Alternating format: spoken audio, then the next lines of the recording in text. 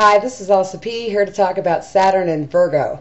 For me, Saturn and Virgo is transiting my 8th house, which implies psychological boundaries and boundaries around what you communicate for everyone. And also, I want to talk about defining what helps, where help is Virgo and Saturn is definition, because my daughter is ill and I'm having a lot of problems, and there's some controversy right now around what would help me, what people think would help me.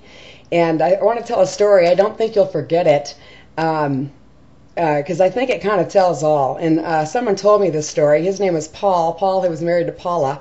Paul and Paula, he was Italian, and his wife was Korean, which is an interesting couple. And they were my grandfather Henry's neighbors.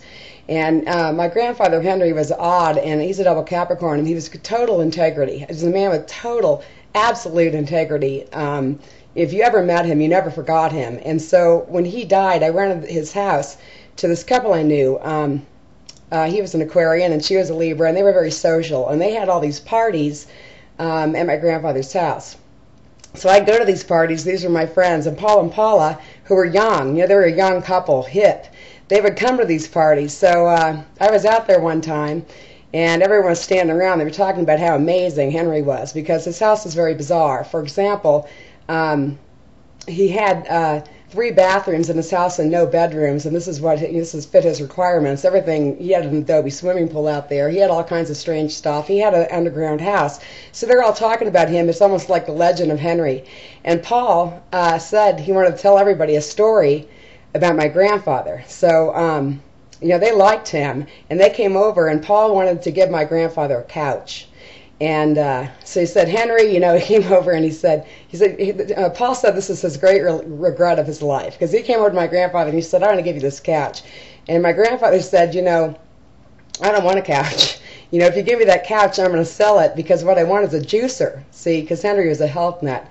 And Paul said, Henry, you can't sell the couch. I want you to keep the couch, because he was very, very concerned about my grandfather having a place to sit in his house. But my grandfather didn't care about sitting. He used to sleep on a plank, He used to sleep in his front yard on a board. So, what Paul wanted, how Paul wanted my grandfather to live, or what was going to make him happy, just was incongruent with who my grandfather was.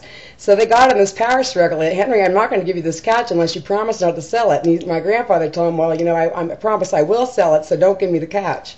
So Paul, marched home. This is like out in the desert. They live out in the desert on acreage, So he went home, and he didn't give Henry the couch. So now Henry's dead. And he's telling everybody the story, how much he learned from Henry. And he was just telling the story, how much he regretted not letting my grandma. He didn't want the couch anyway. He gave it to Goodwill. Why didn't he give my grandfather the couch and let him sell it and get his juicer?